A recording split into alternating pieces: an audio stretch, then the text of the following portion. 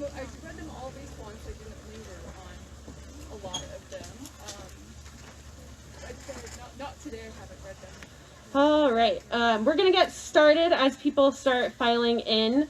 My name is Nina. I'm the Engagement and Advocacy Coordinator at Boise Bicycle Project. First off, thanks to everyone who came today. We really appreciate you coming down. I have some notes and I have a couple things that I want to just talk about before we get started. First, I want to thank the individuals and organizations who helped us plan and lead this effort. We'll start with Treasure Valley Cycling Alliance, Idaho Smart Growth, Idaho Walk Bike Alliance, and the individual advocates Clancy and Tucker Anderson, Becky Walker, Dave Foch, Gary Seegers. Thanks to all of you guys for your help with this process, especially during a very, very interesting time in the middle of a pandemic. So we appreciate all of you and the work that you do for our community. Thank you to Babe Vote for being here. They have a table right outside of the garden. They can help register you to vote or get your absentee ballot if you haven't already. So go check them out, buy some t-shirts or a mask. Super great organization there. A quick thank you to our members at Boise Bicycle Project. Our membership program helps us do these sort of advocacy events, and without our BBP members, we would not be able to put in the time and effort to put in to create these events to help you and the candidates get out there and get out the vote. So thank you to all the BBP members in the crowd and that are tuning in live. If you had a friend that couldn't come today, let them know that Boise Bicycle Project is streaming live so they can tune in that way on our Facebook. And finally, when you are sitting with your party, you can keep your mask off, but if you choose to walk around anywhere or head to the bathroom, please make sure you put your mask on once you're passing people and all that. And as a 501c3 nonprofit, Boise Bicycle Project cannot and will not be making any endorsements for this race or any race. It's not within our legal jurisdiction as a 501c3. This event is intended to help you, the voters, learn more about the candidates in your district and for the candidates to help spread their name out there to the potential voters. So just need to get that disclaimer out. And without further ado, I'm gonna bring Jimmy up here. He's gonna give a quick ACHD 101 in case you guys don't quite know. Well, thank you, Nina, and thank you for everybody for coming down here tonight. I want to start out by doing just a few things. One, kind of talk about where we're at, offer a few thank yous to some folks who made this possible, and then also give some context to the discussion that's going to be happening tonight. So first and foremost, we are in the Idaho Botanical Garden, but this is also the native land of the Shoshone, Paiute, and Bannock people. And if we look just over in the distance, we can actually see Eagle Rock and Chief Eagle Eye Reserve. Chief Eagle Eye was the leader of the Weiser Shoshone tribe, and so this is the land that we're on today. We are also right next to the Idaho State Penitentiary, which closed in 1973, just 1 year after ACHD started. No relationship there whatsoever. And then, of course, we are in the Idaho Botanical Garden, which is also District 1 for ACHD. So this is where we're at right now. I want to offer a few thank yous. And the first one I want to start out with is you. And I've said this 1,000 different times, and I'll say it 1,000 more times. I think one of the most generous gifts that we can give each other is our time and our attention. And I want to thank you for giving your time and your attention to these candidates, to this election, and to these issues tonight. It can be so impactful, and I hope that you show up on November 3rd to vote. I also want to make sure that I thank all of the candidates that are here. I was in their exact spot last year campaigning to get on Boise City Council. Tonight I'm representing the Boise Bicycle Project, and I'm actually wearing the Boise Bicycle Project shirt. But I know what it's like to be in your shoes and to make yourself this vulnerable. And I know that people run for office because they care. And so I just want to say thank you to all of the candidates for caring enough about our community to run for office. So can we give them a quick round of applause for caring? And the last person I want to thank is the person who organized this event, which is not me. I actually played a very, very small role, if any whatsoever, in making today possible. These elections are so important, and it takes people who care about this community and want to create positive change to make things like this possible. And so, Nina, thank you so much for the work that you and all the organizers put on today. Thank you so much. Okay, and just a real quick 101 on the Ada County Highway District, which is ACHD. So ACHD is a special district. It was formed in 1971, voted and implemented in 1972, and it was voted on by people like you in the community who are frustrated about the road conditions that were in our city. At that point, the county was maintaining roads, the city of Boise was maintaining roads, Meridian, Garden City, Eagle, everybody was doing their own things, and the roads were not functional, and you hear terrible stories of the potholes that existed. And so there was a proposal to bring all these underneath one umbrella. The people of the Ada County voted on it, and ACHD was formed. And now we have 5 different districts, and there is a commissioner that represents every single one of those districts in our city. And you live in one of those districts, and you get to vote for and only for the representative of your district. So if you live on Cole in Ustick, which I believe is District 2, and you work in downtown Boise and spend most of your time driving around there, although you spend more time in one district and live in another, you still vote for the person in your own district. So that's important to remember, because as you hear people speaking tonight, you're only going to have the opportunity to vote for one of them, and it's if they live in your district. And we have our district maps over there to figure out where you live and who you can vote for. There are still ways to support every single one of these candidates. If you hear candidates that you really identify with, you can still make donations, you can still volunteer, you can still tell your friends about them, but you can only vote for the one that lives in your district. So keep that in mind. Make sure that before you leave today that you know which one of these folks up here you would like to be your representative in your specific district, and that you show up on November 3rd or you vote early for that person. These elections are so important. The city of Boise is one of the only cities in the country that doesn't own and operate its own streets. The Ada County Highway Department does. And it's important that we make sure that we elect officials who are pushing our city in the direction that we, community members, want it to go. And if ACHD commissioners maybe see a different direction than a city of Boise city council member or mayor, sometimes things may not happen. So a city council election and an ACHD election are very, very connected. These organizations have to work together, and you as constituents have to vote for the people that you think are going to move the city in the direction that you want it to go. That has to do with climate change. If you want to see less cars on the road and more forms of alternative transportation, this is a vote that is going to affect that. The number one interactions that people have with police are when they get pulled over. Streets, the way that they're designed, affect the amount of how people behave on the streets, and that may have an influence on law enforcement. Housing is influenced by the way that our streets are designed. So no matter what issues it is that you care about, these ACHD elections are important because they are all intersectional. So keep that in mind as you're hearing the words from these candidates tonight. Know that this is a very difficult thing to do up here, and know that this is also the very first ACHD Commissioner Forum of the year, and there are a couple more to come as well. There's a questionnaire that we published. Sometimes those questionnaires are nice because people have time to really write out their answers and let you know what they think, when sometimes up here it can be a little more difficult. So again, I would encourage you to look at those things as well. Without further ado, and me rambling on and on and on, I'm going to hand it over to Brady Fuller. Brady Fuller is on the Governor's Serve Idaho Task Force, and Brady and I had the opportunity to share this stage many a times last year when we were campaigning for City Council. So Brady, thank you so much for being here. Candidates, have fun tonight. Thanks, Jimmy. Alrighty, good evening everybody, and thank you all again for being here tonight. I want to begin by introducing the candidates for Ada County Highway District. For District 1, we have Kara Veit and incumbent Jim Hansen. For District 2, we have Alexis Pickering and incumbent Rebecca Arnold. And for District 5, we have Dave McKinney and Emily Jackson Edney. This forum tonight is being hosted by the Boise Bicycle Project and the focus of tonight's forum is biking and walking in Ada County. So the format for tonight will be 90-second introductions from each of the candidates, and then a series of questions on a rotating basis.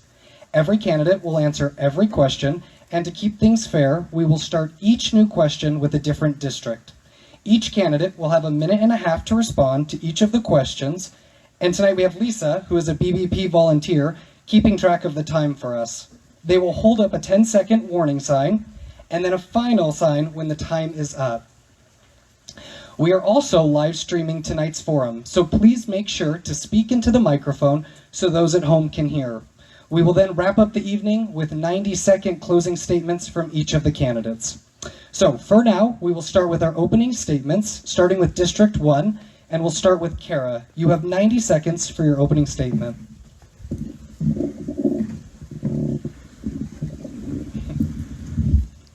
Good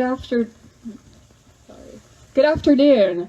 I'm very honored to be here. I think that the Bicycle Project putting on a forum just dedicated to alternative modes of transit is absolutely fantastic. We currently right now live in a car-centric city, and while that is not likely to change or not be the number one mode of traffic, that doesn't mean that people shouldn't be able to have the freedom to move however they want, whenever they want, and wherever they want. And that takes coordination. Jimmy gave a really really good example of how that coordination happens, but it doesn't happen unless we plan together. And so it also requires input from you. And so a little bit about me. I have 15 years of public involvement experience geared towards transportation. I actually helped out with the Mobility Advisory Committee back when it was the multimodal study, Jim, probably, you might remember that. And so there's been lots of alternative transits that have been studied.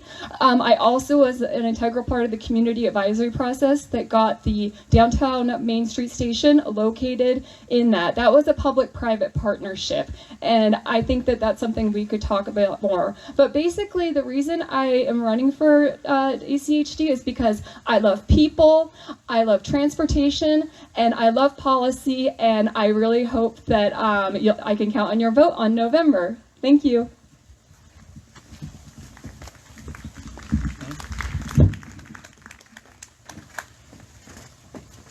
Thanks, Kara, and thanks, Brady. I'm Jim Hansen, and I serve in this area, South and East Boise, on the Ada County Highway District, part-time. I just want to give tremendous thanks to a lot of people in this room, because I've learned so much from the experts in this space, in this outdoor space, on all modes of transportation. I was encouraged by several people to run back in 2012, and the opportunity presented itself to learn. So the logical thing was, okay, teach me more about how this works. Ada County Highway District owns the roads, owns the right-of-way on which we move. And so it just makes penultimate sense that we should be measuring and moving about on that system together by all modes, and to be safe for everybody, from the most vulnerable to those driving the most well-armed SUV. And so part of what I've done is listen to our advisory committees.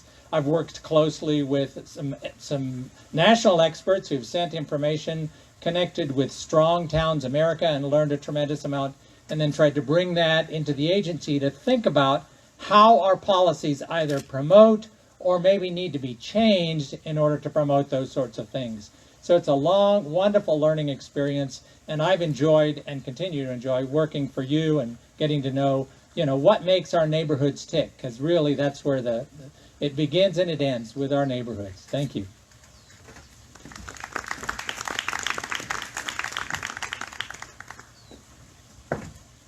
Hi, everybody. I think I want to leave this on. I'm going to leave this on, so sorry, I'll speak a little louder. I'm Alexis Pickering. I decided to run for ACHD because our roads are more congested than ever. We're less safe using our roads, and we're falling further and further behind other metro areas of similar size and community landscape. every single year, especially when we want to adopt multimodal transportation options. Now, we are at a huge crossroads as a community, as in a county, and we can no longer afford to do what we've always done. And it's really hard to shift gears and pivot when we've had the same leadership at ACHD for 16 years. Now, I think we need fresh ideas, a collaborative mindset, and new ideas to tackle these shared problems. I have a long-standing experience working in public health, working with our communities to increase physical activity, to create safety, and to protect our quality of life. And so I think it's critical that we build bridges and not burn them, and support all modes of transportation and have that be part of the future of ACHD in our communities. So that's why I'm running. I hope I earn your support by November 3rd, and excited to hear from the other candidates. Thank you.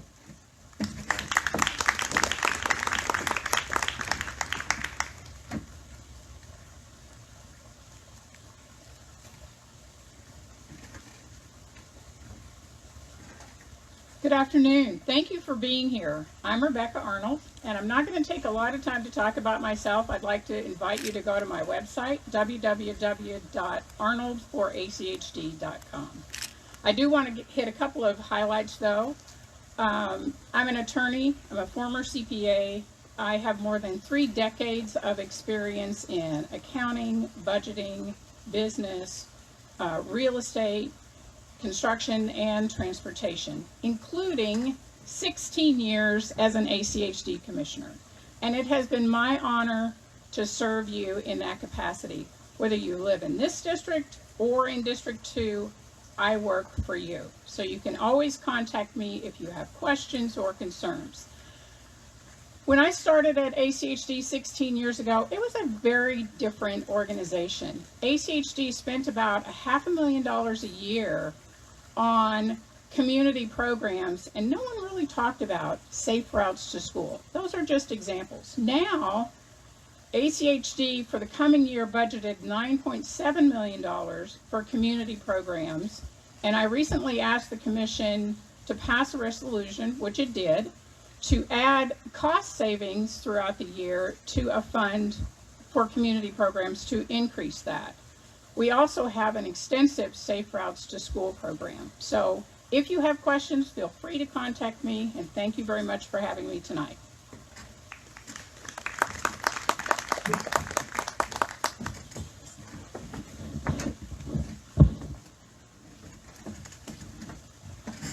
Thank you. I'm Dave McKinney.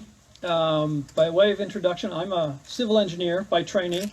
And I worked right out of college. I worked for a number of years right here in the Treasure Valley, helping design highway projects and bridges and such for ACHD, working for a private consulting engineering firm.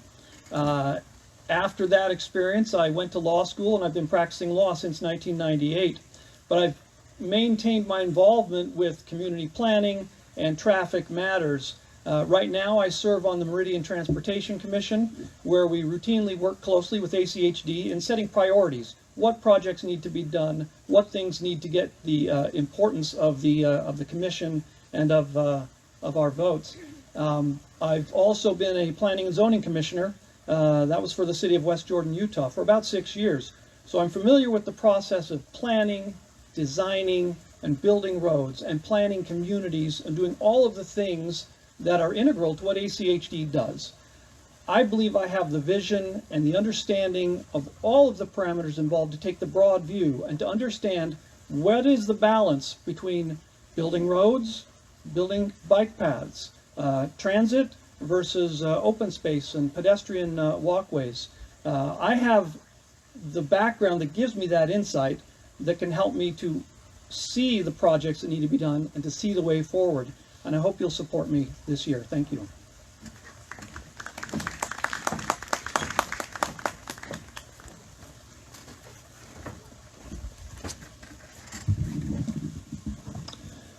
Good afternoon. First of all, I want to thank the organizers of this event and for inviting me here, and the other candidates too. And hopefully when we're done, I can earn your vote. So my name is Emily Jackson Edney, and I am a candidate for ACHD Commission on seat 5.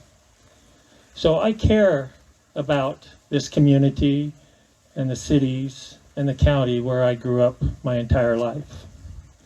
And I care about the organization that I worked with for 37 years in civil engineering, design, and construction management and supervisory capacities. Our roadway system was pretty much my entire life. So our systems have been my life, and I feel the call to serve. And I want to use the lessons that I learned at the Highway District for a better transit system. I want to take those lessons and build on our past with a vision for a better future. I know the needs of Ada County, and I feel that I can be a worthy commissioner for you. I'm a commuter, just like you. Stop. Has it been 90 seconds? I'll catch up with you later. Alrighty, thank you all. So we'll go ahead and just jump right into the first question. We'll start with District 1, and then 2, and then 5. The first question is, what methods will you use to better understand your constituents' transportation needs? And we'll start with Jim.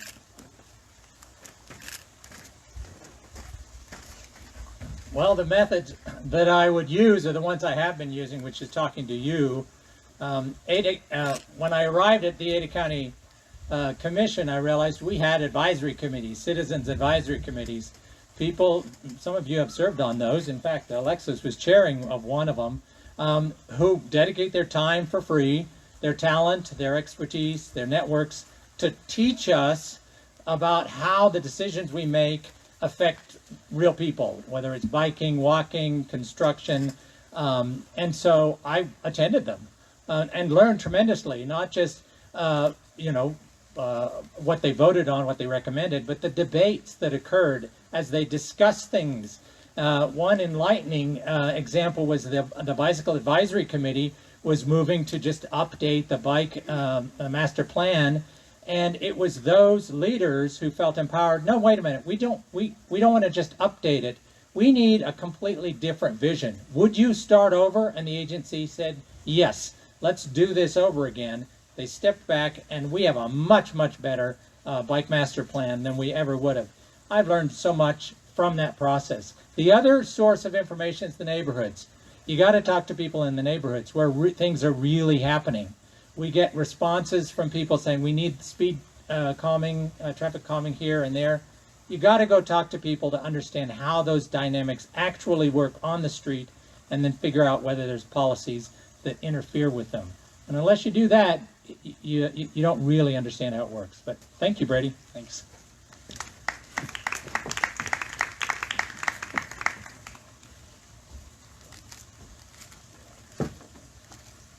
Sorry, I talk kind of softer, so Maybe slide up. oh, sorry.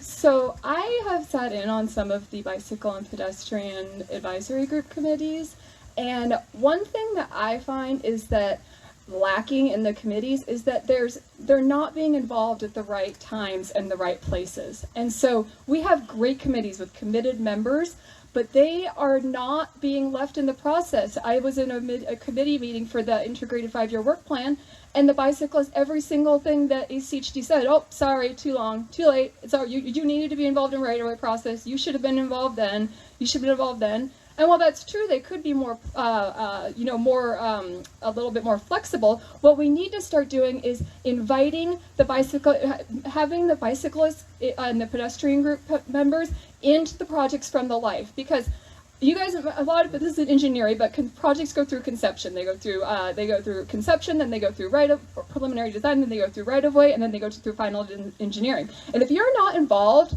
at each and every one of those stages, and if your interests are not involved at each and every one of those stages, if you are not asked to give input until the right of way and everything's already been built, millions of dollars, what do you think they're going to say? Do you really think that the engineers are going to say, oh yes, let's go back and give Mrs. Jones back her property because we are going to change this? No, but it's lacking on both parts. We need to involve the bicycle and pedestrian groups, and we need to make them actually own a project. We need to invite them to own a project. So pair them with the project managers, follow the life of the project, make sure that the bicyclists and the members of the advisory committees are involved at every single step of that project, so that they're giving input at all the critical milestones, so that their input doesn't get lost, and so that it really makes a real difference when the final product is finally built. And not only that, they need to stay involved through construction, because that's one of the most hazardous times to bicyclists and pedestrians is during construction. So they should be giving input on how the project construction is phased. And there's all these other opportunities where bicyclists could be involved. ACHD needs to invite them into the process earlier so that their input is actually meaningful, because it is meaningful. All right, Rebecca. Yes. You're okay. The question is, what methods will you use to better understand your constituents' transportation needs?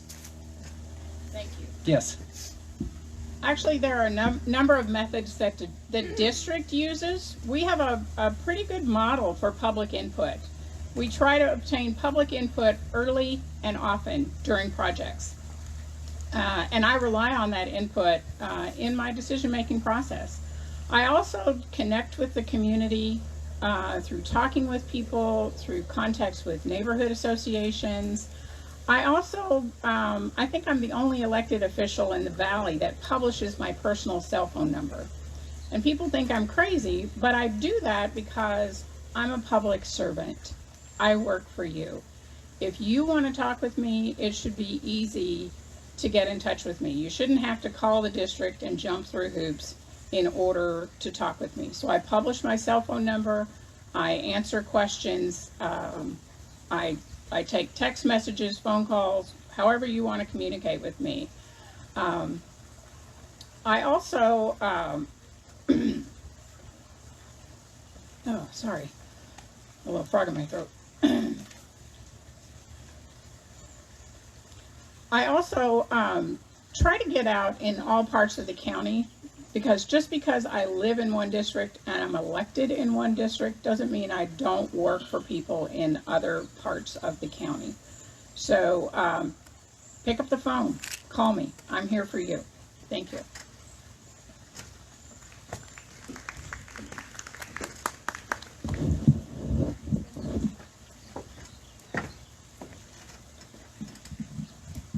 So as a prior member of the Pedestrian Advisory Group for 2 years and elected chair, I know firsthand the expertise, like Jim was saying, the expertise, the time, and the care that goes into those advisory groups in truly informing and improving ACHD and the projects that happen. And as somebody that's been part of those advisory committees, there are a few commissioners that end up showing up, but I actually never heard back from my opponent on those types of issues when we did reach out to get recommendations and see how the commission thought of those things. And so I think it's really important as, you know, ACHD commissioners that we not only say we're going to be present and listen and involve our communities in the process of our budget and our projects and our policies, but actually be there and be present and to show up when we can.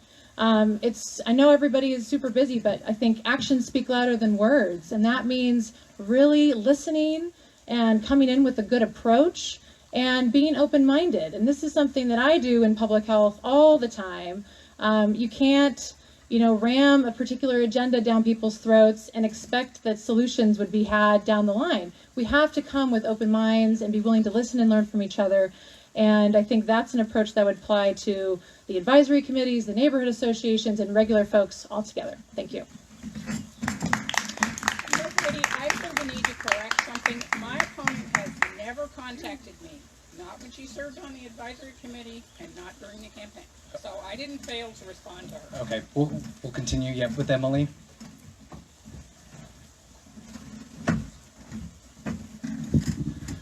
what I'm going to say is somewhat redundant from what you heard, because when I decided to run for Ada County Highway District Commissioner 1 year ago, I started attending all of the ACHD meetings. Originally it was in person, and of course with COVID it's totally changed. I've also attended all of the advisory committee meetings, and that's bicycle and pedestrian, ADA, and the CICAC. And I've learned quite a bit, and if I haven't been able to attend, I will watch that on YouTube. So I needed to re-educate myself. ACHD has a wonderful model with involving its constituents and soliciting responses from everyone, and I do know they take it to heart. Now, I do believe in openness, and I believe in listening to our stakeholders and our partners and our municipal partners, which is really critical in how we design and how we plan, and I want to continue that. So with you as a commissioner, I do have an open line also, and I want to be available to all my constituents and everyone in the county. I listen to you, and I will support you. Thank you.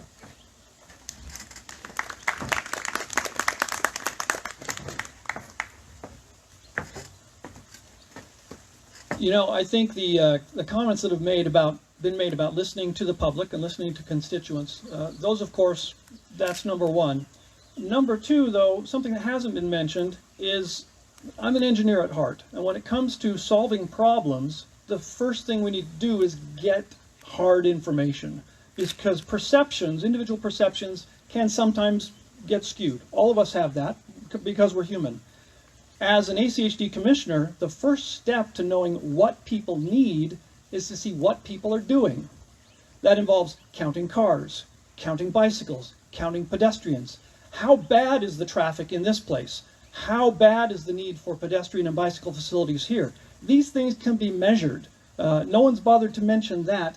By measuring these things, we can gauge that against perception and judge where are the needs, where are the things that are most important, what should we focus on first, and that's going to be my objective as a commissioner, is to both listen to the public input and to get hard data, to get actual information and facts that we can rely upon, and we can say, yeah, this place needs it more than this place, and that's exactly what I intend to do. Thank you all. So I thought of a few reminders. The first one is please make sure we're looking at Lisa for that 10-second warning and then the final stop. The second thing is I promise at the end you will all have 90 seconds for closing statements to address anything that wasn't addressed throughout the forum. So I will give you that time at the end. And then if you guys want to break with your wrists, we can save the applause for the end, okay? So we'll go ahead and jump to the next question, and we're going to start with District 2. In 2019, a study from Transportation for America reported that it costs $42,000 per mile to maintain roads at an above standard level. Instead of widening projects that create an ongoing maintenance burden for road agencies and taxpayers, what alternative solutions are you willing to implement to address increased congestion? And we'll start with Alexis.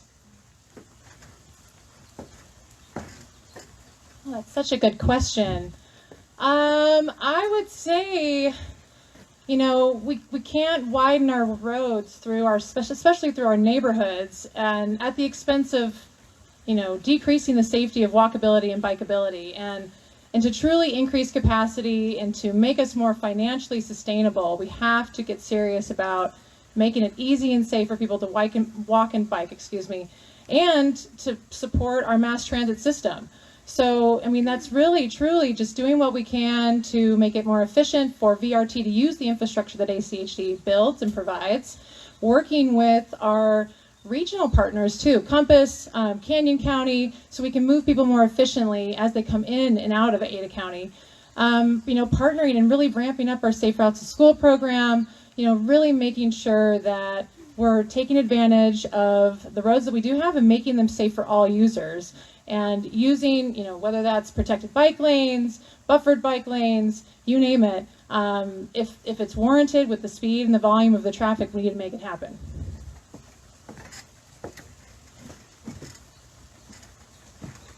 Thank you for for the question. That's a great question. Some roads do need to be widened. Some need to be 5 lanes. Do all roads need to be 5 lanes? Absolutely not. But some need to be, because we have to have an efficient system for mobility around the valley to move people and freight, and also for transit to operate.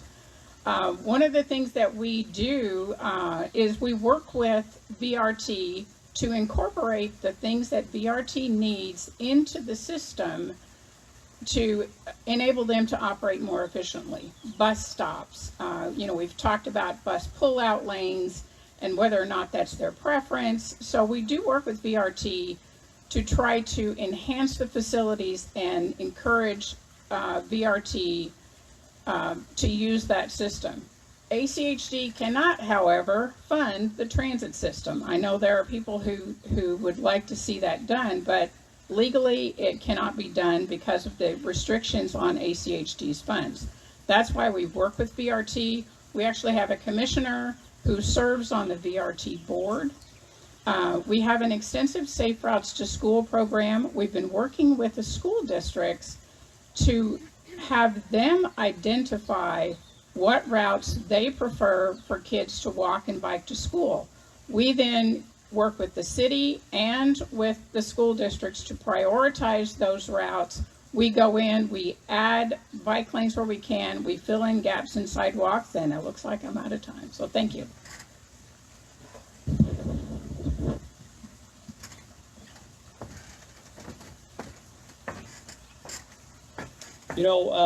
Major highways are referred to as arterials because they perform the same function in a community that the arteries in your body perform. That is, they allow the lifeblood to flow.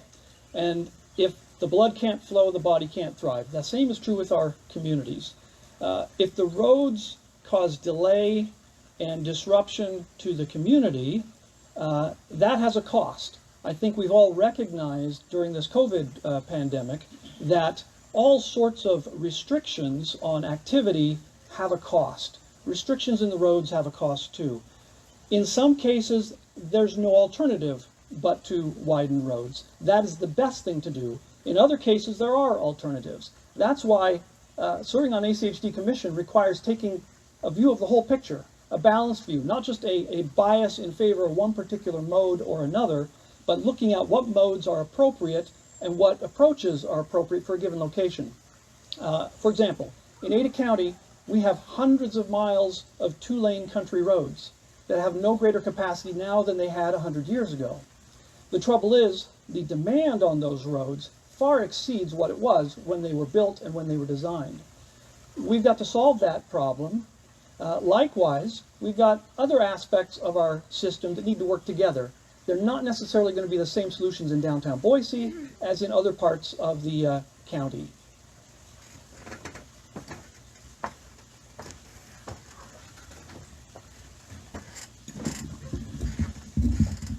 It was mentioned that the maintenance cost of roadways are $42,000 a mile.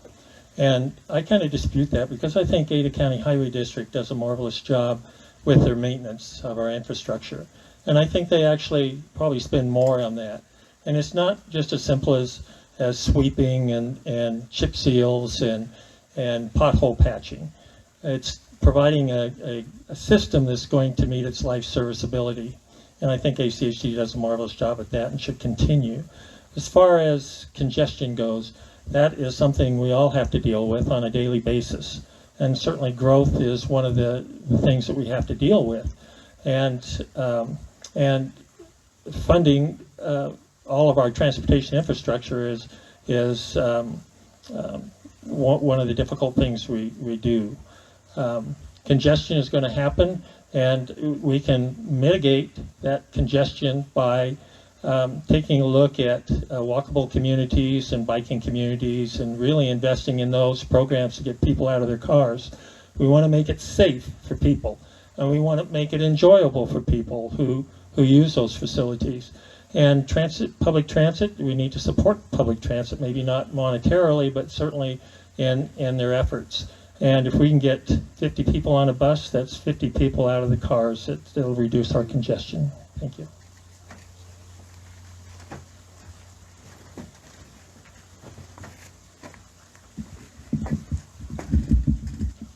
So I've lived in 2 cities besides Boise, where I'm from. I've lived in Los Angeles and I've lived in Washington, D.C. And living in D.C. was awesome because I was able to give up my car. I didn't live in D.C. I lived without my car for 6 months. I was able to get on the metro whenever, however I wanted, at any place I wanted. I lived in Los Angeles. Anybody of you are familiar with LA? I went to USC, so that's where I went to school. I'm from Boise, just so you guys know. But I went to, and down the middle of every single freeway, you have the LA transit system. And it's a joke because it's there and they have it, but nobody uses it. And so the one thing, because we can't fund transit monetarily. We can't fund it with a lot of political arm handling. But what we can do is that, because what you need for public transit to work is you need to have faith. You need to have faith that you're going to step off, that it's going to be there when you want it, that it's going to take you to where you want to go. And not only that, but that it's going to take you there faster than your car can and give you the same amounts of freedom. And so I'll do everything in my power that I can to support Valley Regional Transit with those components. That means getting public input, but most of all, it means supporting the State Street Transit Transportational Operation Plan. Say that 10 times fast. TTOP, which is to put rapid transit bus out there. Let's make that our shining star of VRT, and let's make it so that it's so great that people say, wow, we want to use this and we want to do it everywhere else.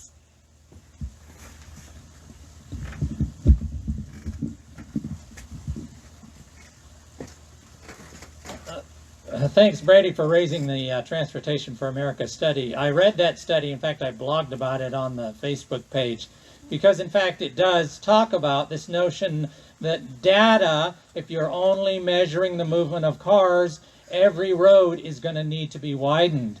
And so it's absolutely critical to know which roads need to be widened and which ones don't, that you collect data on all modes of transportation. ACHD actually has access to software modeling that will tell you what the level of service will be for cars, for transit, for people walking, for people biking. We need all of that data so we can make the right choices. Because if not, if you just widen them, there's this concept of induced demand. If there are not a lot of choices around, you simply have the same level of congestion on a wider road. So it's really important that you measure that. I'm pleased that after talking about this for quite a number of years, we're finally taking some baby steps towards incorporating some of that data on measuring the level of service for all modes of transportation. This is public property, this right-of-way. We should be using it to manage the demand for transportation, not just level of service for cars, but there's this modeling that we use in commuter ride, and we should use it in all of our aspects.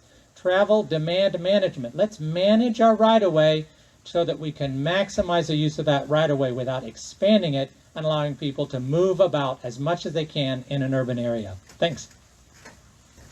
All righty, thank you all. So for this next question, we'll start with District 5 with Emily. A 2013 study from Portland State University shows that 60% of U.S. residents are interested in bicycling, but concerned due to a lack of safe bicycling infrastructure and better vehicle traffic management. As a commissioner, what steps will you take to work with cities to ensure there is connectivity to jobs and economic growth?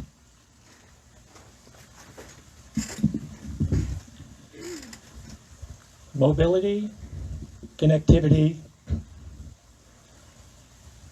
are very important in my campaign. We need to work with the cities and with all the advisory committees and with the neighborhoods to consider alternate transportation, and bicycling and walking in our communities is one of those things. We need to provide safe facilities. We need to connect those facilities, and we need to fill the gaps and for all modes of transportation. It's just not cars. And safety is of utmost importance. Not all bike lanes need to be on a fast-moving arterial. There are other alternatives within neighborhoods through the connectivity. And so working with the neighborhoods, working with the advisory committees, working with our cities is critical to a transportation infrastructure that's going to serve everyone.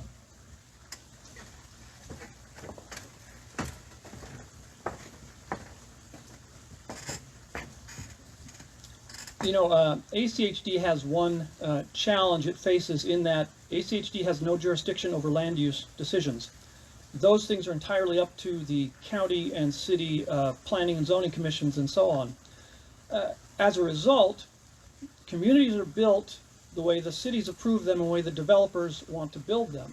And of course, that stems from just the simple fact of property rights. If you have a piece of property, you're entitled to develop it however you want to within the law. ACHD comes along, we have to work with what is there and what exists.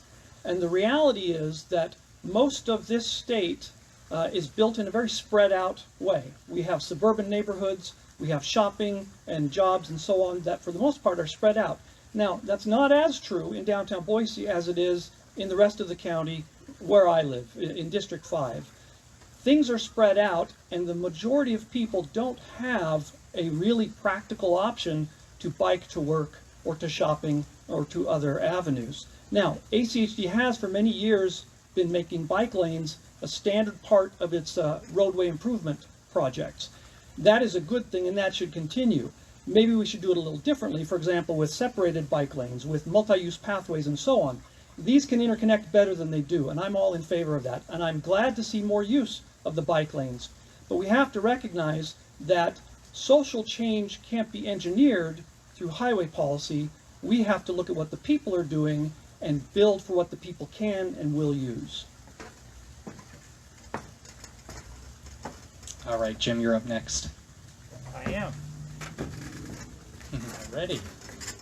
So I just love the Bicycle Advisory Committee because when they went through the whole analysis, they taught me about this whole notion of that you have level 1, level 2, level 3.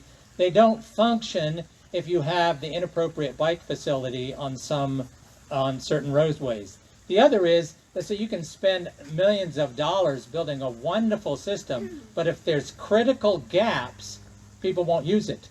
And then it'll build this sense of you're wasting money. Because it's a little like building a great road system and then never getting around to building the bridge connecting it to the other side of the river.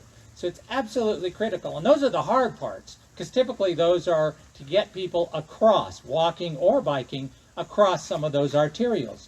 We can, and other cities have figured it out, can master that to safely move people across difficult arterials. And then to make sure that when we integrate the facility into the road network, it's something that people feel safe to use. Because when they use it, then it's a great return on investment. And guess what will tell us that?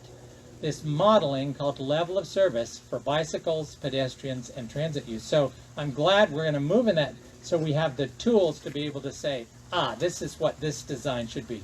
Just slapping a bike lane, an unprotected painted bike lane on an arterial, doesn't necessarily do anything. Yeah, you've seen them. How many of you have seen those? How many of you have actually seen people cycling on them? So anyway, we're moving in that direction, but we're taking the baby steps. Thanks.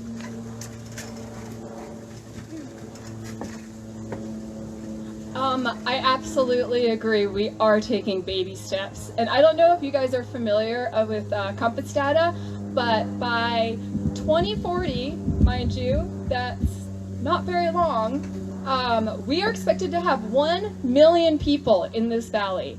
So we need to stop planning and we need to stop doing data and metrics, and we do need to make data-driven decisions, but we can't plan ourselves to death because otherwise it's going to be 2040 and we're not even going to know it. And so we need to get to work and we need to start making actionable solutions right now, not knee-jerk solutions, but we have a lot of data out there. I mean, Alexis spoke really great about the Pedestrian and Bicycle Advisory Committee. So we need to start putting together a regional 6-month planning process where we bring together all of the cities and Ada County, and we do it on a fast track. Idaho Power does this every 10 years for their long-range regional transportation. You take 6 months, intensive working groups, and you get all the mayors. You get a mayor and a city council person from each one. You get the planners. So then that solves the disconnect between the cities, and it also solves the disconnect between the mayor, the staff, interdepartmental staff, because we all know stuff that happens up at the county doesn't happen.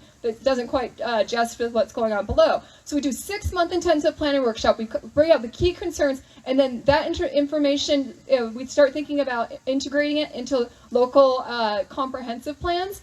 And then we come up with the regional goals. And I know we have Compass, and I know we have RTAC, but what I'm talking about isn't RTAC. I'm talking about a 6-month, let's get to work, people, and let's start making a change, because we can't plan ourselves to death.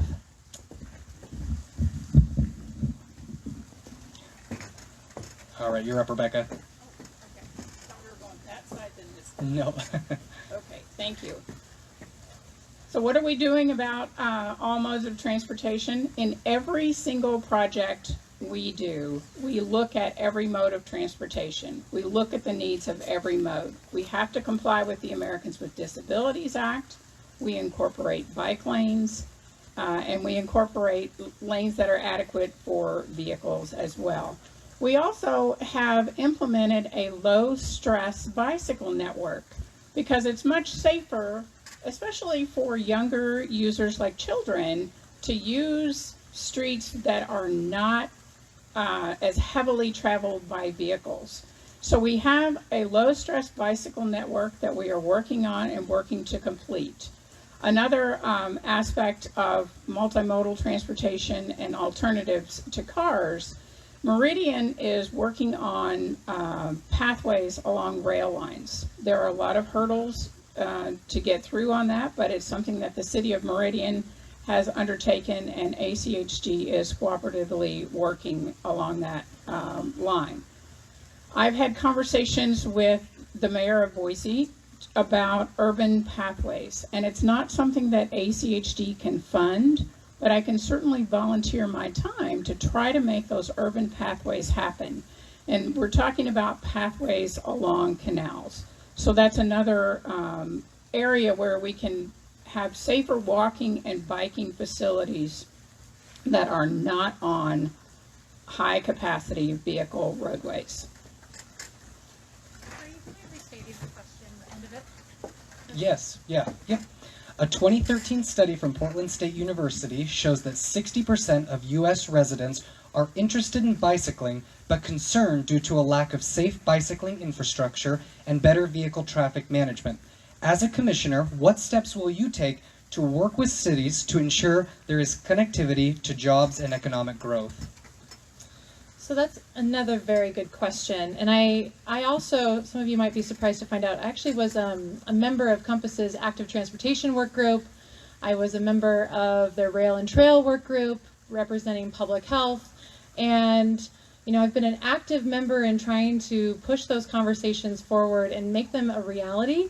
And there's a lot of, I really like a lot of the points that have been brought up already. And we just have to take a more proactive role in realizing a truly low-stress, safe bike network. We're really behind. You know, we had this as a priority, 15, 10, 20 years ago, and it's kind of moved down the priority list. And so that has to be a commitment by our commissioners if they actually want to see it happen.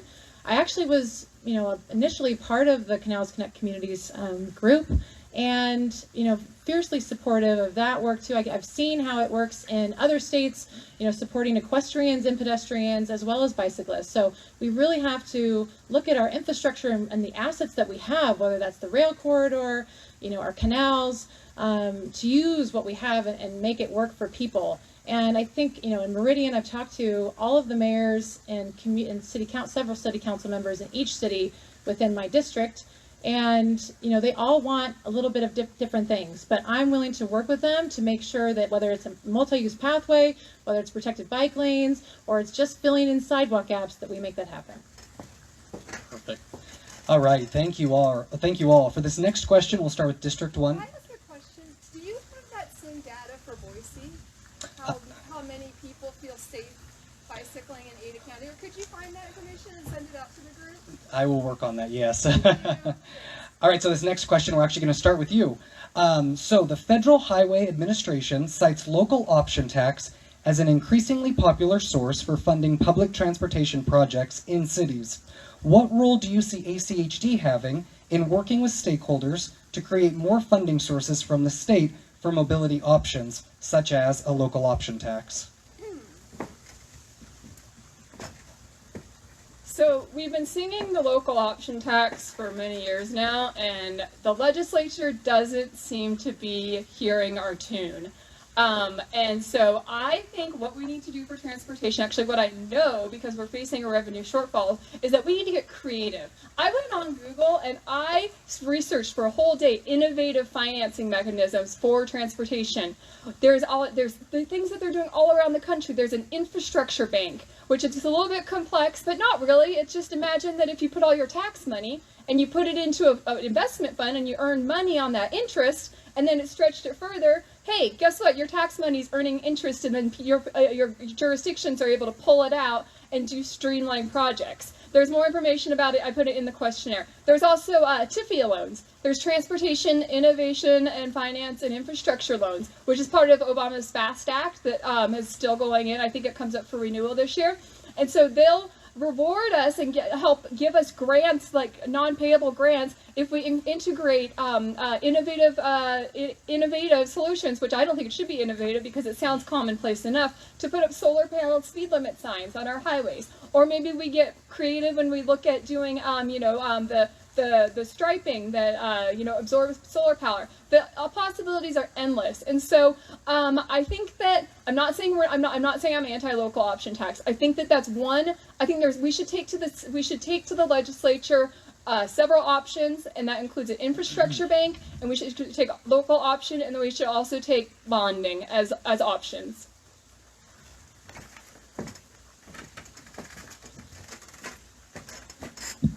Thanks, Brady. I think the first place we look to, just like when anybody asks for a new funding source, a new solution, is have you exhausted the solutions that are already in front of you? And one of those I've spoken to many times is this notion that our impact fee statute and the way we interpret it in our ordinance limits the ability to apply those funds to all modes of transportation. So we can't, the new buildings going in downtown, they don't pay for transit, pedestrian, and other infrastructure directly impacted by that new growth. It goes to pay for widening roads further and further out. But I'm hopeful that we'll go back to the legislature and say, allow some flexibility in the impact fee statute so that a portion of the impact fee can be used for transit infrastructure.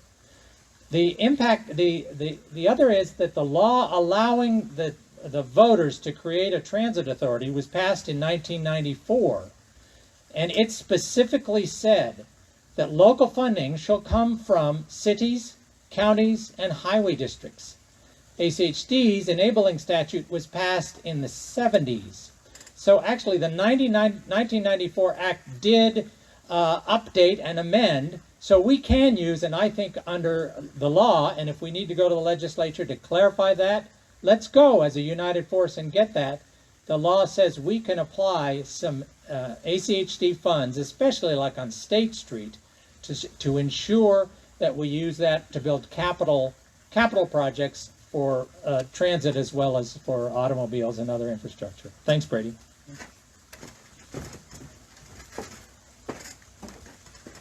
So up until recently, we weren't leveraging our full impact fee on developers. And I think, and even now with the full impact fee that we're charging, it's back to pre-recession levels. So, before we go to the legislature and before we go to that, because it's a lot of work to actually win them over and to do that, I think ACHD needs to pull its weight and make sure that we're funding things and managing that money efficiently and effectively.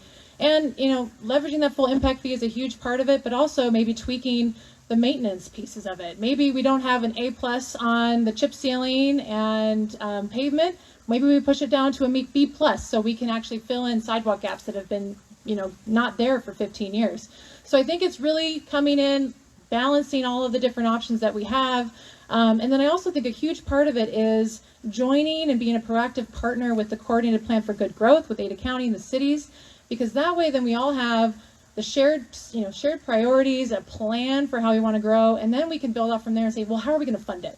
How are we going to move people and connect the land use agencies with the transportation authority like ACHD, and then branch out from there and supporting Canyon County? Because if and when we do decide to go to the legislature, whether that's expanding, the statute to support us supporting VRT and mass transit, or an impact fee, we have to do it regionally, and we have to work with our Canyon County partners to make that happen.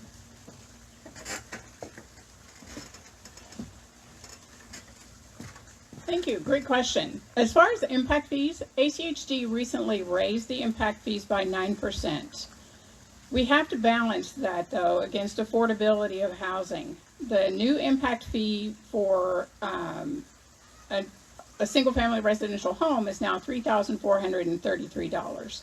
So you have to balance, okay, are we collecting enough from developers against, are we making houses unaffordable? As far as legislation, we work through Compass with our regional partners to try to pass legislation to improve funding, not only for transportation infrastructure, but also for transit and other modes. We've had some success at the legislature. House Bill 312 increased the amount that goes from the state to the local jurisdictions for maintenance of highways. We also have gotten an increase in the highway district, or the highway users fund, in the amount that we get from that. So we do work with our partners through Compass to lobby the legislature to increase funding for those items. Local option tax has certainly been one of those items that Compass and ACHD have been working on, and we'll continue to work with the legislature to make changes that benefit not only the state transportation system, but also the local transportation system and transit.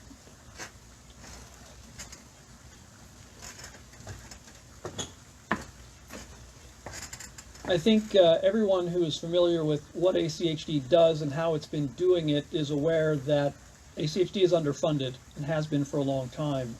And no competent public official would turn away from any possible avenues of better funding. And I think we should consider any and all, but there are two that jump to my mind. One that's been mentioned is the impact fees. ACHD is burdened by restrictions on their use of impact fees, and those restrictions are a matter of state law. So step one is, on January 1 of 2021, we need to put full court press on the state legislature to change those restrictions so that we can use the fees that have already been collected and that are being collected for the purposes for which they're needed. That's number one. Number two, there are options for registration fees and such that relate to heavy trucks.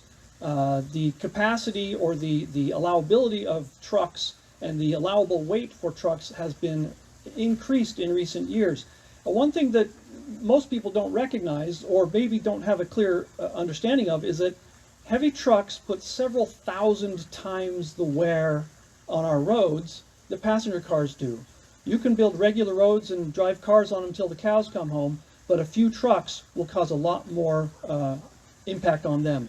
We need to tap, and it's perfectly reasonable to do so that heavy trucks pay a larger share of the costs of roadway maintenance and construction.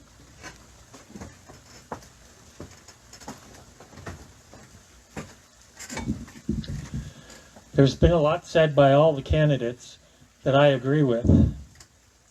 And impact fees are certainly one of the things that need to be adjusted in the highway district. We need to revisit that with the legislature to include those things that have been excluded. And those things that have been excluded are bike paths and sidewalks and other enhancements. We need to review that. Certainly the highway district has increased their impact fees 9% this year, but we just caught up with with a few years ago when the recession started. So we have a long way to go. As far as local option taxes, I'm fully agreeable with that. I think cities need to utilize that, and they need to go to the legislature to get that option to fund our mass transit. And highway district can support that. at the legislature with the lobbying and with Compass certainly. Like Jim said, 1994, legislature did pass an act that would allow ACHD to participate with funding in mass transit, and we need to consider that in our options. Impact fees, never pay for everything. They just pay for a portion of the enhancements that are necessary in our transportation infrastructure. So we need to revisit that. Thank you. All right, thank you all. For this next question, we will start with District 2 with Rebecca. How do you feel about ACHD's current relationship with other jurisdictions, including the cities within the county, Compass, the Idaho Transportation Department, and other agencies? Could it be improved? And if so, what strategies would you use to strengthen those relationships? Could it be improved? Sure. Nothing is ever perfect. But I think we work hard to improve those relationships every day. Our relationships with the cities are good these days. We have a great relationship with ITD. We collaborate with ITD on projects. An example of that was the Cloverdale Overpass that had to be rebuilt.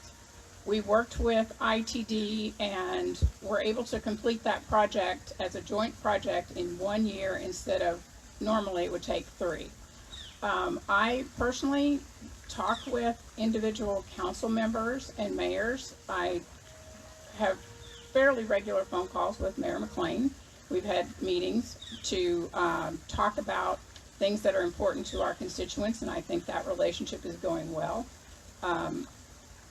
What would I do to improve those? I think communication and meeting more frequently is certainly something that we need to do.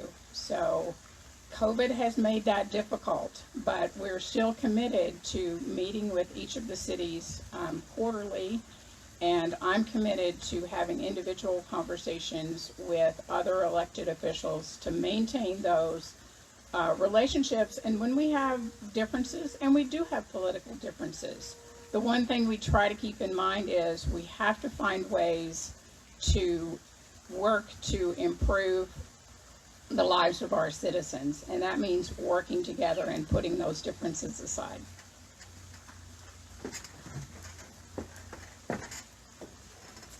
So I'm fortunate enough to work with a host of people of all political backgrounds in urban and rural communities in my role in public health. And we just can't afford to bicker and not be solution oriented.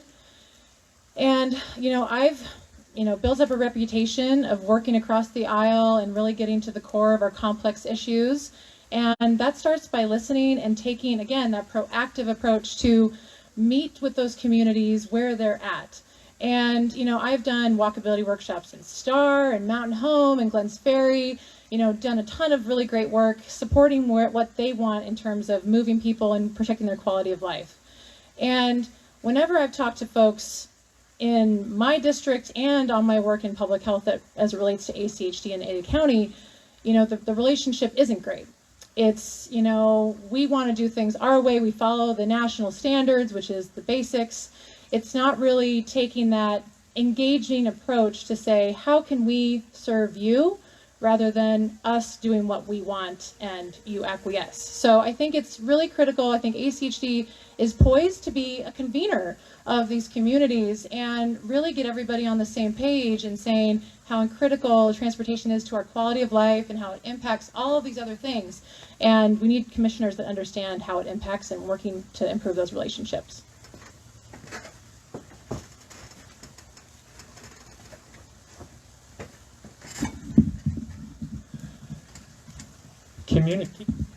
Communications with our municipal partners is key. When I decided to run for commissioner, I did outreach to every one of the mayors and every one of our legislative representatives and senators, because I wanted to talk to them individually. I wanted to know what their concerns were and what their relationships were with ACHD. I have talked to a few of those, and I know that the communication has been strained with ACHD over the years. There's differences of opinions on how much money is spent in a certain city versus another city, and how much the expenditures are. I think there's commonality in what we want with the cities, and that's a functional transportation system that works and is enjoyable, and it's less congestion. The ACHD has a seat at the table with Compass and all of the other agencies. So a lot of these things can be discussed with them at Compass. ACHD does have meetings with the other partners, municipal partners, to talk about issues, and don't know that everything is solved because of that. But open communication is the key, and respecting everybody's opinion, and putting it to fruition wherever we can. Thank you.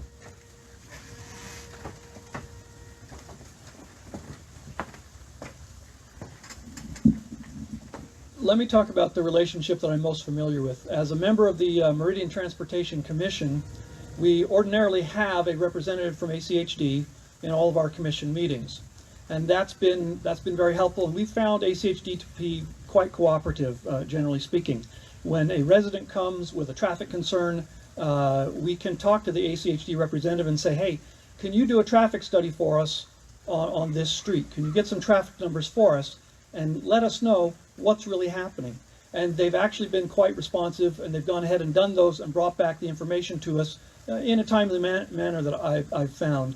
And so that should continue, and that's the way we should be. In fact, the communication challenge that I've seen the most have been between ACHD and the various cities and the Idaho Transportation Department. That's probably the area where there is the most room for improvement in making sure that the decision makers hear from all the stakeholders and are in the loop all the time. We need to do better work on that with Idaho Transportation Department, and continue the work that ACHD does with the cities in the valley to make sure that communication channels stay open.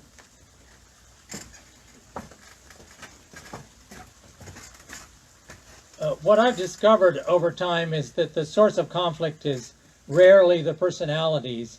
It's rooted in statutory conflicts that are built in how we governed. And I think it's absolutely critical for us to get past this notion that it's just personalities, and be open to the notion that we have to identify those specific statutory ordinance restrictions that define our roles. This is a special purpose district. The cities and the county are general purpose district. They have broad authority. And we have to be open to the notion that in order to get deeper and to make a better policy solution, we may have to change our ordinance. And that's a very hard decision, a hard process to make. When I first came on the commission, one of the commissioners told me, we don't talk about governance when we talk to the cities.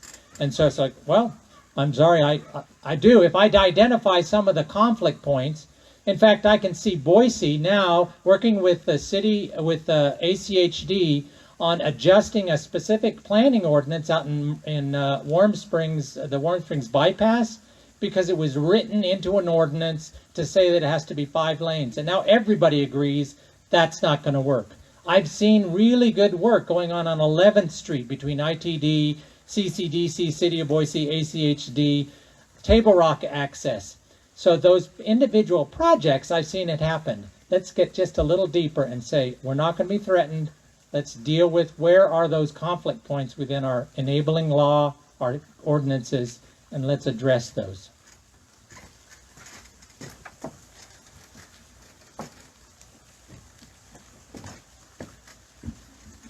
All right, so as somebody who's challenging an incumbent here, why haven't these policies been fixed or addressed in the past 18 years since Jim Hansen has been in office?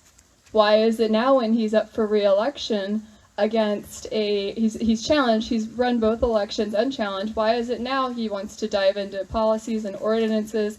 And maybe there's been some that he's fixed in the past, and that's all I'm going to say. I'm running a positive campaign. I just think which policies has he addressed up until this point? And if there are none, why should we think that he'll address 4 more or more in the next 4 years? So I think that, going back to a lot of these, that's kind of brings me to my main point, is that getting somebody new in office, start to question how did we get to where we are today? And I've heard several of the candidates bring up really good points, but I really think that's what this starts with, is we all know ACHD was created, but how did we get to where we are today? I already talked earlier about my proposal to do a intensive workshop with all the cities and bring them together that would be facilitated by a third-party facilitator, a neutral third party, so that it's not ACHD.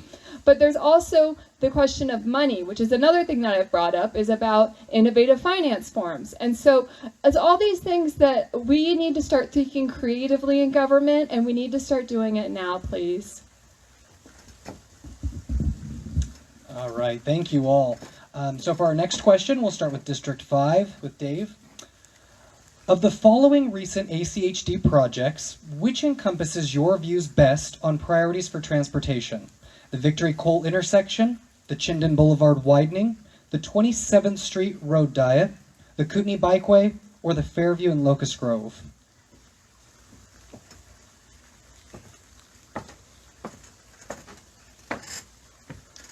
Well, in answering that question, I'll mention the one that affects District 5 the most, and that's the Chinden widening. Chinden is a major arterial in the valley. It connects east-west. It has a huge volume of traffic, and it has been vastly undersized for a long, long time. It's been a parking lot during the peak traffic hours for a very long time. This has been a series of projects that have been a long time coming. It's too bad they weren't done many years ago. The reality is, as I've said before, we've got to keep the arteries flowing. And I know, for example, the Boise Bike Project is very interested in environmental concerns. Well, one environmental concern that we need to keep in mind is that cars stopped in traffic jams or sitting at stoplights, congestion causes increased pollution. One of the most important things that we can do to address pollution is by making the roads adequate for the demand that the people have. So that's the project that I would say right now gets my vote for the most valuable project that's on the line. And it still has some gaps in it, and hopefully those will be filled very promptly as well.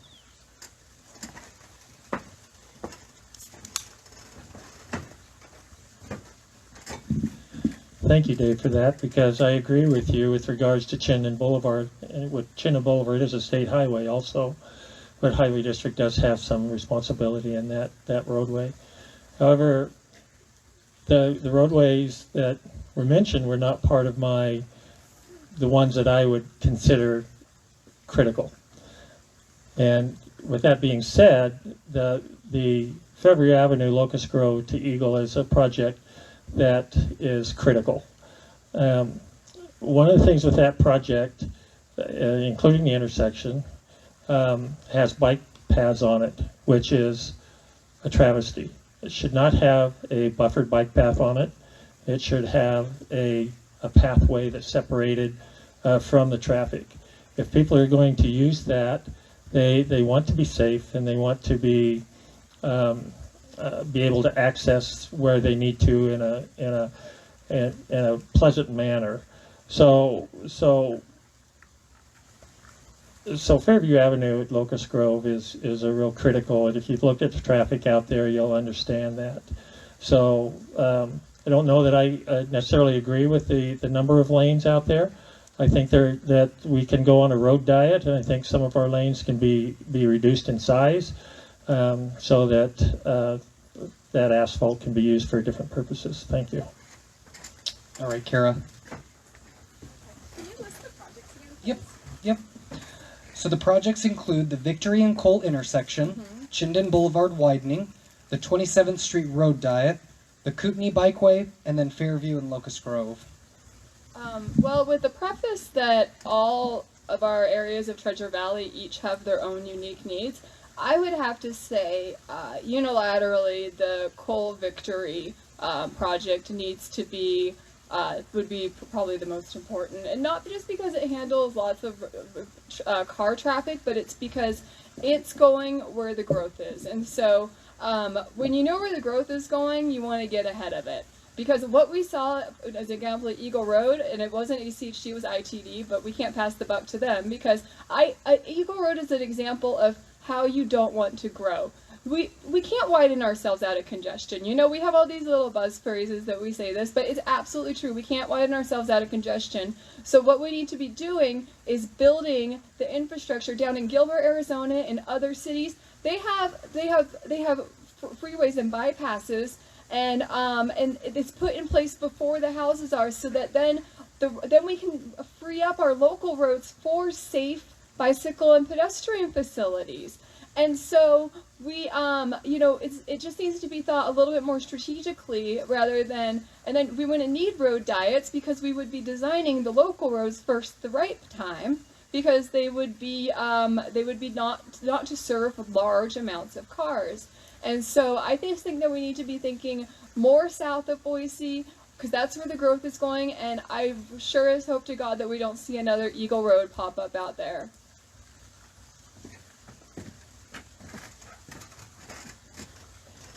So I would say the Kootenai Bikeway, and it's not a bikeway, it actually is a project of traffic calming, integrated all modes. Even though we didn't actually have the tools to measure them, we came closest to fully integrating all modes of transportation on a project, which will enhance the value of those neighborhoods and those businesses on either side of Kootenai that will depend on them. 27th Street is another area where it's all modes, and it's going to enhance the value of those businesses, and the people can get to those businesses safely and are getting to them safely. You know, the Cole and Victory, I would disagree that that's a top one, because we didn't use those tools. There are wonderful neighborhoods on each of those four corners, but we used the tool only of level of service for traffic, and we designed this double left-hand turn lane. And so all we're measuring is that this may reduce congestion for a few minutes in 2035, or it may not. But in the process, we haven't measured how that affects the businesses on those corners and their ability to access the neighborhoods nearby and the schools nearby. So if we had those tools, we might have a similar design, but I bet we would have a very different design for that Cole Victory interchange, and that's an extraordinarily expensive interchange. So we are paying a lot for that. Chinden's the same. Chinden's a major multimodal corridor. It's an ITD corridor. They called the shots on that. If it was designed for all modes of transportation, those businesses would be thriving, knowing that they could have access to people by transit, rapid transit, as well as cars. Thanks.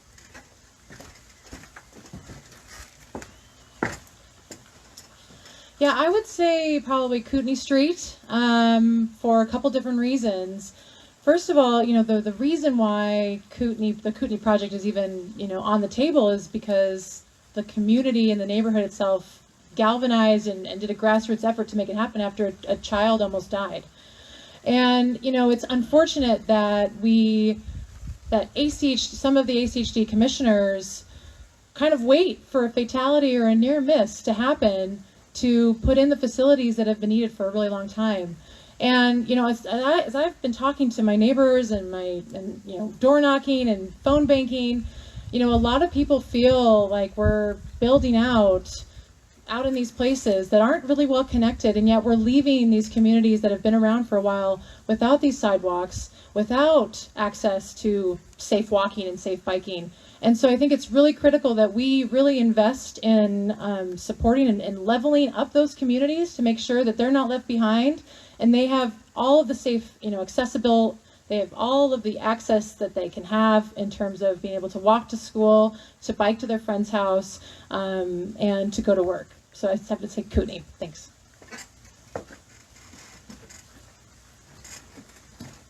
You know, all those projects are important for different reasons. It's odd that Chinden was included because that's an ITD project, and it's important because it increases capacity on the state system and takes some pressure off the local system.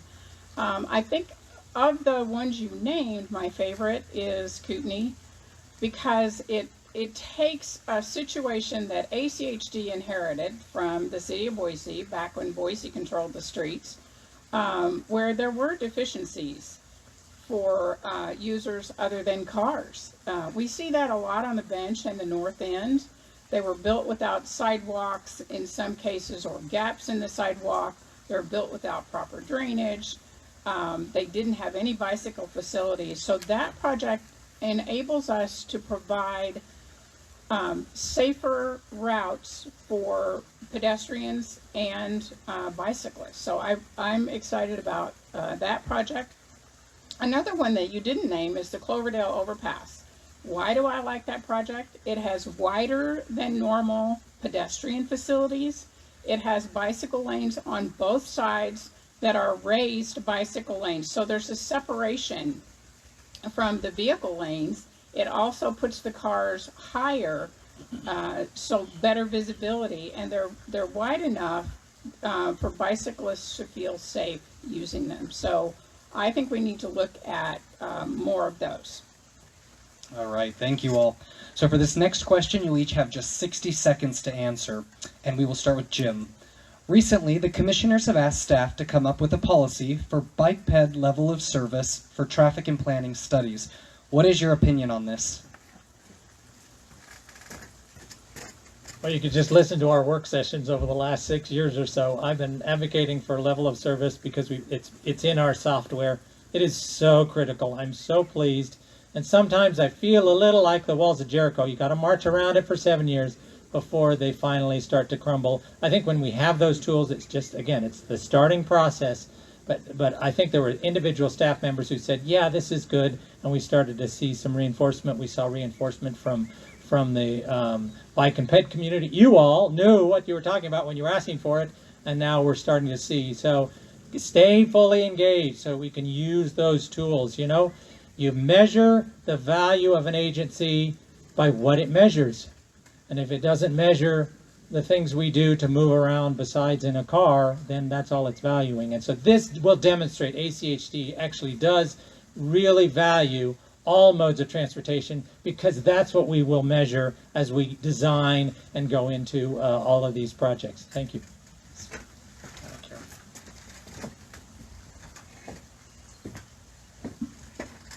If it came about by a extensive, comprehensive public involvement process that Commissioner Hansen described, then of course I support it, because as your commissioner, I will represent you, not the other way around. So I think that if it's something that that it would help fill the gaps in the connectivity and help bicycle connectivity, I think it sounds great. I would just like to say, with my training with engineering level of service usually refers to congestion or a level of comfort and level of safety. And so if you Google level of service, there's a very defined distinction of level of service and what it is.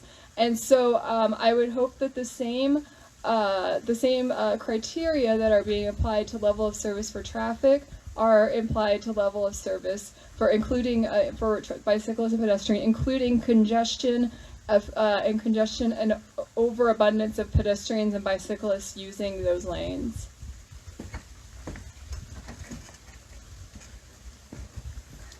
I certainly support looking at a policy like that, and I think staff will come up with something interesting for us to evaluate. As far as taking a position one way or the other, I plan to keep an open mind. I want to see what the details are, and I want to hear from the public. It's very important to me to listen to public input, look at the facts, and then make a decision.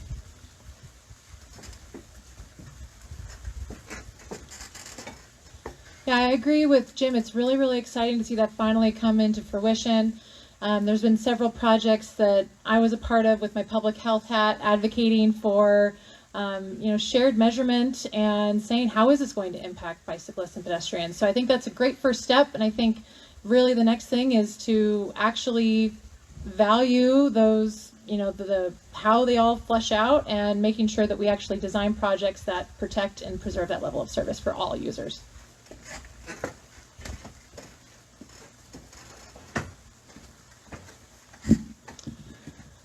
I'm thrilled that level of service for bikes and pedestrians is being considered in the planning process for Ada County Highway District. It's actually in our policy for consideration when we consider those metrics. We need to plan for congestion. We need to plan for all modes of transportation, and providing the necessary modes of bicycle and pedestrian and how we do what we do is absolutely critical. So I'm thrilled.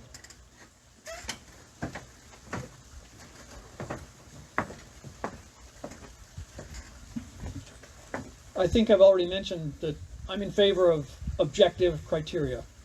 Measurements of traffic, measurements of level of service, those can never hurt. Those can only help. It remains to be seen how valuable level of service measurements are for pedestrian and bike facilities. In part because at this time, in most places, we don't necessarily have volumes that get to the point where you start moving below a level of service A, for example. There may be some areas where we are that way, and it can be helpful in those areas. So the level of service criteria, good. Let's put that in the mix. Let's not step back from the other concerns that we consider when it comes to, for example, bicycle and pedestrian facilities. Here's one consideration that we ought to keep in mind. In the county, we currently have over 500 miles of sidewalk gaps. These present potential safety and convenience hazards for the people of the county. There's an area that our level of service measurements won't tell us about that we need to address. Alrighty, thank you all. So our final question of the evening, on a much lighter note, and we'll start with you, Alexis, is what kind of bike do you have, and where was the last place you rode it? Well, I am not super bike literate. I am a walker and an equestrian first, but I think it's a hybrid. It's not a cruiser. I've got a very plushy seat, and my grandma got it for me up in Sun Valley. So I actually just rode it last week at one of my campaign events, and we biked around the Morris Hill neighborhood and got to talk to voters, and it was lovely. Nice. I actually have a couple of bikes. I have a mountain bike, and I also have one that's more of a road bike. I prefer riding my mountain bike even on the roads. I guess I'm strange, but the last place I rode my bike was the mountain bike, and I rode it in the Sawtooth Valley on some mountain trails there. Nice. Dave?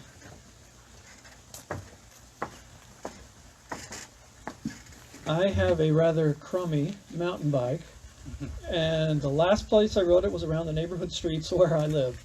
That's been, for a long time, that's been mostly the extent of my bike riding. Here, now and then for recreation, for fun, going to the park and so on. So I'm not necessarily an avid cyclist, never really have been, but I'm happy to see increased bike ridership in the county. The bike lanes that we build on our roads, sometimes they don't get used all that much, and I'm glad to see, especially with COVID, there's been more use of the bike lanes. I hope that continues.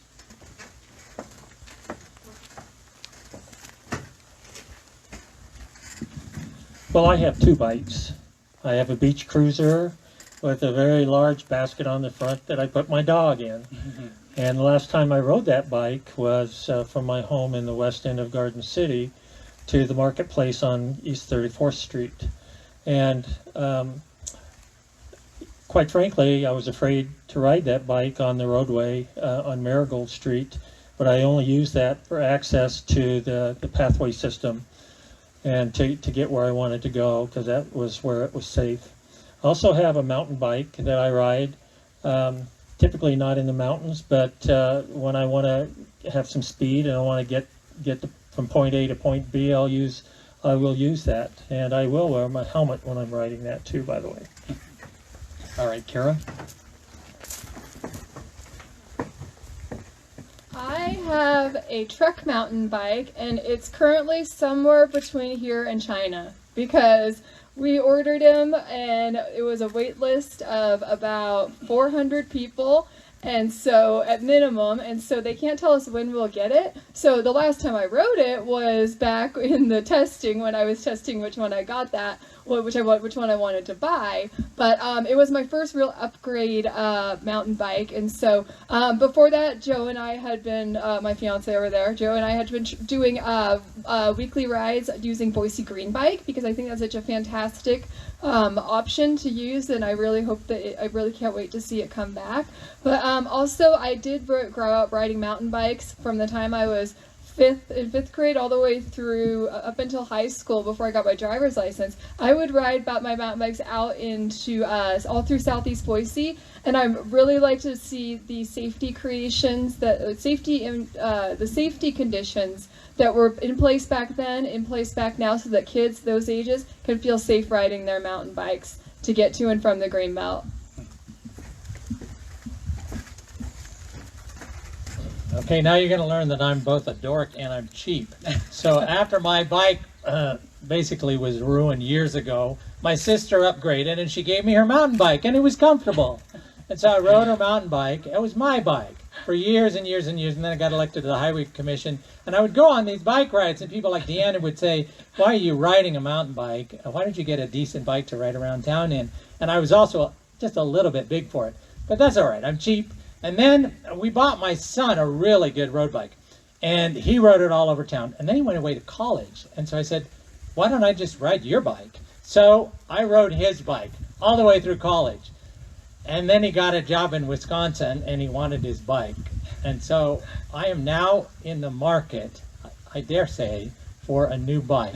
So in the meantime, for the last few months, I've been riding green bikes. But now, green bikes are no more. So is Frank still in the audience? Frank has been trying to sell me a bike for ages. So that's what I ride. I ride whatever I can. And I'm cheap, and I don't like to spend money. All right. Well, thank you all. So that is all of the questions for tonight's forum. But as promised, we will now move into our 90-second closing statements for each candidate. And we'll go ahead and start with Emily.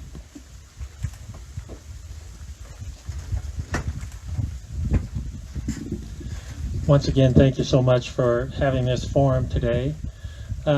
My campaign is built on my experience with ACHD and the amount of years that I worked in that capacity. And I feel that I can hit the ground running. There's a real small learning curve for doing that right now.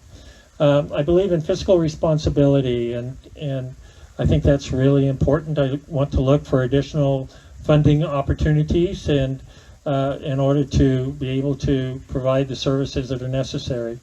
I believe things need to be done right the first time when we construct our infrastructure, and I believe in a viable maintenance program that will extend the life serviceability of our roadways, and I think that's a proper thing to do. Also believe in partnerships and working with our stakeholders and with our municipal partners and coming up with the decisions that are necessary for all modes of transportation, and that's cars, bikes, pedestrians, and disability, and also for mass transit too. So if you believe in me, I believe in you, and I certainly would like to have your vote. Thank you.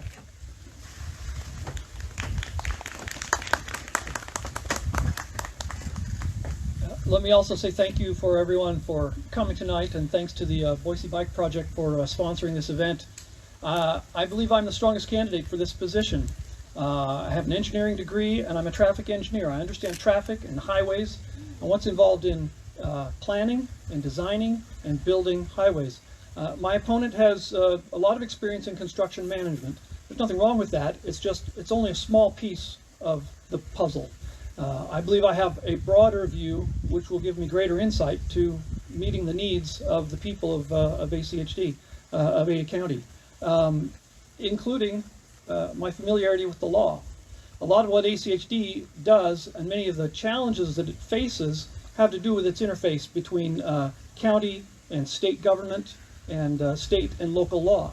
I understand how those things work together, and I understand how we can work with the state to get the laws in place and work with the cities as well to make sure that we can fulfill the job that ACHD has, which is to provide for the transportation needs of the county.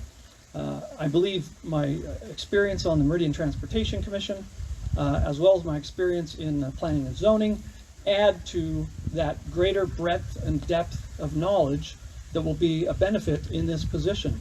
And so I ask for your vote, and I hope you'll encourage your friends to vote for me as well. Thank you. All right, Jim, you're up next. Well, I want to thank you, Brady and Nina, and everybody who put this workshop together, this forum together.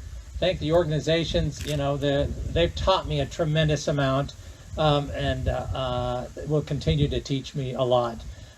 Just the other day, I was up on Federal Way in Burgesson talking with a couple of neighbors about some designs that might be a little bit better to make it a little easier and the sight lines a little easier, so people can more safely travel both on Federal Way and up to Federal Way from Burgesson. And I thought about, you know, that's what I just love the most, is just interacting with the neighbors and figuring out how to solve this problem so that we can get to a solution that's workable for everybody. And there's lots and lots of little things, all the way to the big things, which is changing ordinances and so forth.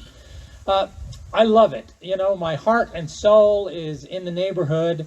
It takes a lot out. This is a part-time job. Believe it or not, this is part-time, but I end up just living it.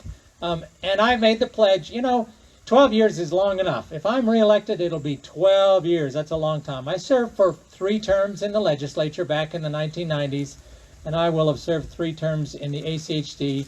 And it takes a lot out of you. So this will be, and I want to make it clear, this will be my last term if I'm elected. But I'll be out there on the streets looking at those bad curb cuts and trying to figure out how to make things a little safer and reduce speeds in our neighborhoods. Thank you very much again.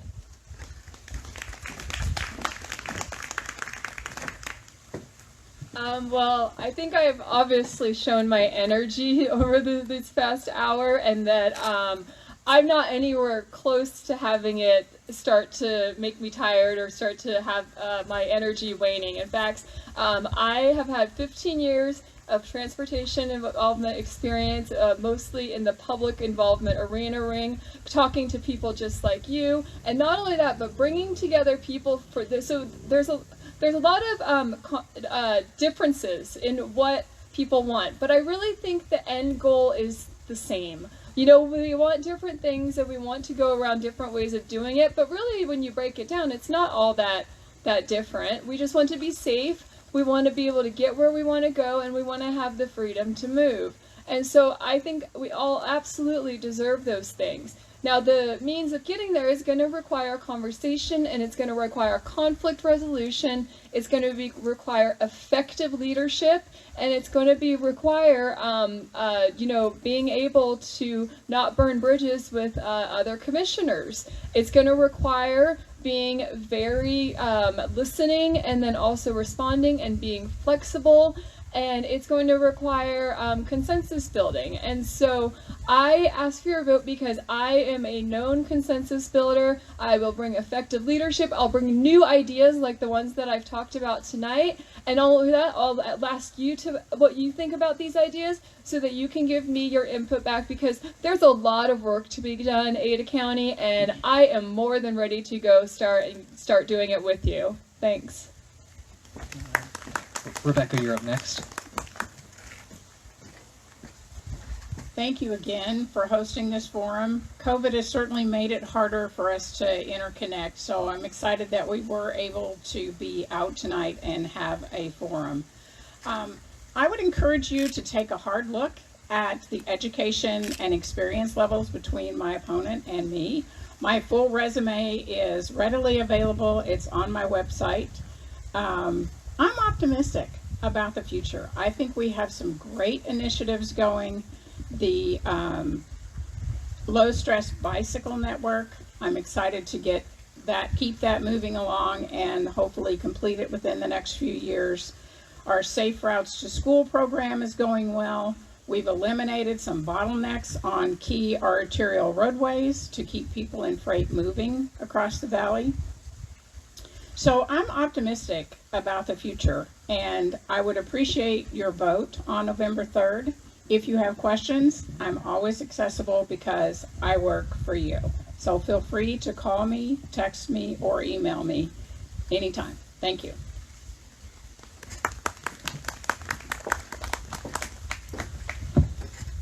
Well, I want to say thank you again to Boise Bicycle Project, Brady, Nina, Botanical Gardens, everybody that's here. I just think this is a tremendous opportunity to highlight a really important race that a lot of people just don't even know exists. And I'm just really excited to be up here, and I'm running for ACHD because I care about transportation, and I've seen how it impacts all of the aspects of our quality of life. We are facing unprecedented growth, and we don't actually have a coordinated plan working with our cities and our counties to move people more efficiently and how to support them when housing affordability decreases. And so I think it's critical that we elect leaders that have a proven track record of collaborating across party lines, urban and rural communities, and that's what I have. I have a master's in health policy. I understand how transportation impacts our daily lives. I feel it, I see it, I communicate with people that tell me how it impacts them. And I'm not one to sit on the sidelines and just say, yep, that's just kind of what we do. I'm actually here ready to dig in, to get it right, and to work with our collaborative partners to make that happen. I'm eager to earn your vote, and if you haven't already, request an absentee ballot. Thanks. Thank you. Let's give another round of applause for all of them. Well, thank you all for coming out tonight to the forum presented by the Boise Bicycle Project. I want to thank the Idaho Botanical Garden for hosting us in this beautiful place this evening, and thank you all for attending and watching at home. And of course, thank you to all of the candidates for attending this forum and choosing to run for office. For those in the audience who have questions about registering to vote, there are volunteers here tonight with Babe Vote who can provide more information to you. So thank you all again, and have a wonderful rest of your evening. And just a heads up, we have this space until about 8 p.m. So if you have any follow-up questions, feel free to approach a candidate with social distancing in mind. Keep an eye out on BoiseBicycleProject.org. We'll have this video up as well as the booklet, so you can share it with your friends and get all the information you need. Thank you, everyone. Have a good one.